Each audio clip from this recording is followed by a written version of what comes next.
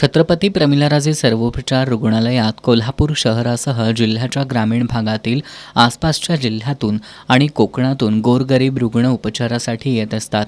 मात्र गेल्या काही दिवसांपासून CPRमध्ये उपचारासाठी आलेल्या रुग्णांना CPRमधील काही डॉक्टर आणि कर्मचारी रक्त तपासणीसाठी खासगी लॅबमध्ये पाठवतात. खासगी लॅबमधील रक्त तपासणीच्या माध्यमातून गोरगरीब रुग्णांची आर्थिक लूट केली जाते.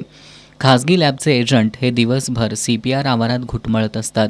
गुरुवारी स्वाभिमानी संभाजी ब्रिगेडनं CPRमधील डॉक्टर आणि खासगी लॅबच्या एजंटांकडून रुग्णांची कशी लूट होते हे पुराव्यांसह उघडकीला आणलं होतं.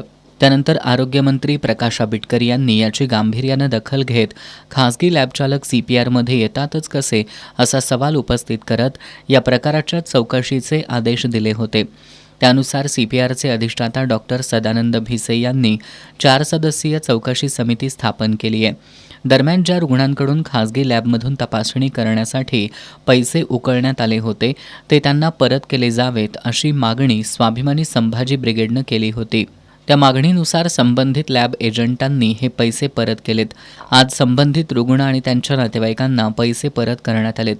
रुग्णाच्या नातेवाईकांनी स्वाभिमानी संभाजी ब्रिगेडमुळे रुग्णांची लूट थांबल्याबद्दल समाधान व्यक्त केलंय. माझं नाव शिवाजी यादव. माझी पुतणी गुरुवारी 27/11 रोजी CPRमध्ये डिलिव्हरीसाठी आम्ही ॲडमिट केली होती.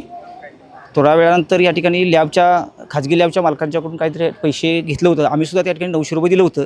ही बातमी ज्यावेळेला आमचे दादा योगेश दादांना समजली त्यावेळी इथे त्यांनी आलीत.